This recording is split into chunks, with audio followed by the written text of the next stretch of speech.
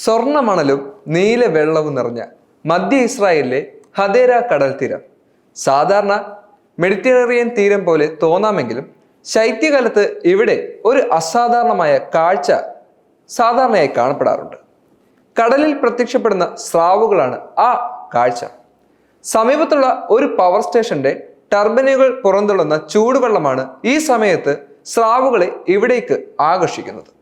ഇത് സമുദ്രത്തിലെ വേട്ടക്കാരും മനുഷ്യരും തമ്മിൽ അപകടകരമായ സഹവർത്തിത്വത്തിന് കാരണമാവുകയും ചെയ്യും. കഴിഞ്ഞ മാസം ഇവിടെ ഉണ്ടായ ഒരു സംഭവം ഈ അപകടത്തിന്റെ വ്യാപ്തി എത്രത്തോളമാണെന്ന് വെളിവാക്കിയിട്ടുണ്ട്.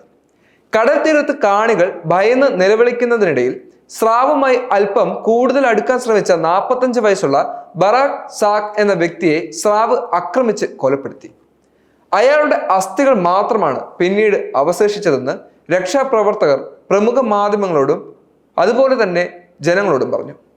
ഇസ്രായേൽ ജലാശയങ്ങളിൽ ഒരിക്കലും ഉണ്ടാകാത്ത ഇത്തരമൊരു സംഭവം എങ്ങനെ സംഭവിച്ചുവെന്നും ഭാവിയിൽ ഇത് എങ്ങനെ തടയാമെന്നും ഇപ്പോൾ നീന്തൽക്കാർ, അധികാരികൾ, പരിസ്ഥിതി, സ്രാവ് വിദഗ്ധർ എന്നിവർക്കിടയിൽ ചോദ്യങ്ങൾ ഉയർന്നു വരുന്നുണ്ട്.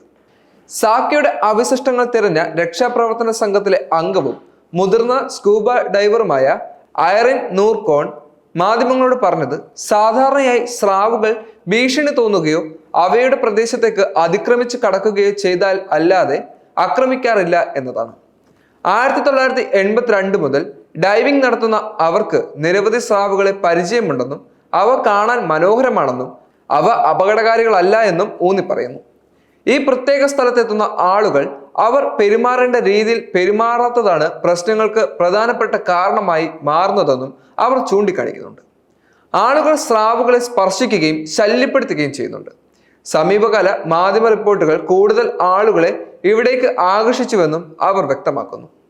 ഈ അപകടകരമായ സാഹചര്യത്തിന് തൊട്ടു പിന്നാലെ തന്നെ തദ്ദേശ സ്വയംഭരണ സ്ഥാപനം അപകടം എന്നെഴുതിയ വേലികൾ സ്ഥാപിക്കുകയും സമീപത്തെ പ്രകൃതി സംരക്ഷണ കേന്ദ്രത്തിലേക്കുള്ള പ്രവേശന പാത അടയ്ക്കുകയും ചെയ്തിട്ടുണ്ട്. എന്നാൽ 2 ആഴ്ച കഴിഞ്ഞപ്പോൾ തന്നെ ഇവ നീക്കം ചെയ്യുകയും ചെയ്തു. കൂടാതെ ബീച്ചിലെ സ്ഥിതി സാധാരണ നിലയിലേക്ക് മാറുകയും ചെയ്തു. അടുത്തിടെയുണ്ടായ മരണത്തിൽ വലിയ ആശങ്കയില്ലാതെ സ്രാവുകളെ കാണാൻ മാത്രം എത്തിയ കൗമാരക്കാർ പോലും അപകടം തിരിച്ചറിഞ്ഞ് വെള്ളത്തിലേക്ക് ഇറങ്ങാതിരിക്കാൻ പ്രത്യേകം ശ്രദ്ധിക്കുന്നുണ്ട്.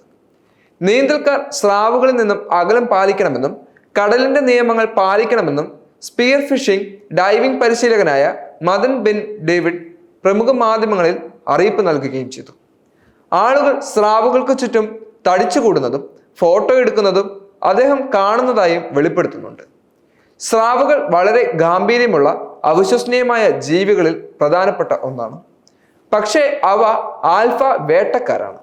എങ്കിലും ധാരാളം ആളുകൾ എല്ലായ്പ്പോഴും ശരിയായ സുരക്ഷാ രീതികൾ പിന്തുടരുന്നുണ്ട്. ചിലർ ഇത് പിന്തുടരാതിരിക്കുകയും ചെയ്യുന്നു എന്ന് അദ്ദേഹം അഭിപ്രായപ്പെടുന്നു. സംഭവം നടക്കുന്ന ബീച്ചിൽ നീന്തുന്നത് നിരോധിച്ചിരുന്നുവെങ്കിലും ഈ നിരോധനം വ്യാപകമായി ലംഘിക്കപ്പെടുന്നുണ്ടെന്നും അദ്ദേഹം ചൂണ്ടിക്കാണിക്കുന്നു. കഴിഞ്ഞ 4 വർഷങ്ങളായി ഈ പ്രദേശം നിരീക്ഷിക്കുന്ന സ്രാവ് ഗവേഷകനായ ലീ ലിവിൻ പറയുന്നതനുസരിച്ച് തുടക്കത്തിൽ സ്രാവുകൾ മനുഷ്യരുമായി നേരിട്ടുള്ള സംഘർഷം ഒഴിവാക്കിയിരുന്നു.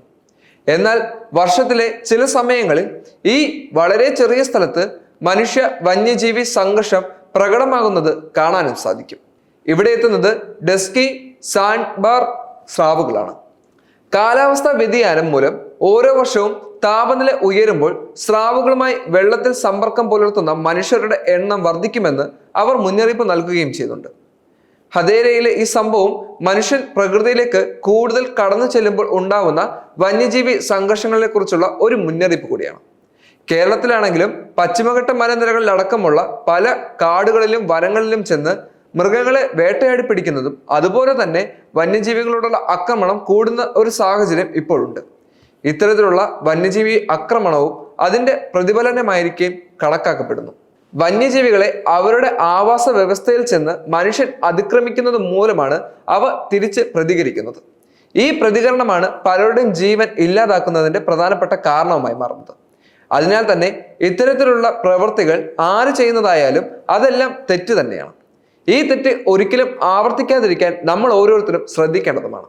വന്യജീവികളോടും അതുപോലെ തന്നെ സമുദ്രത്തിലുള്ള ഇത്തരത്തിലുള്ള ജീവികളോടും വളരെയധികം അകൽച്ച പാലിച്ചുകൊണ്ട് വേണം ഇവരെയൊക്കെ നമ്മൾ ആസ്വദിക്കാൻ.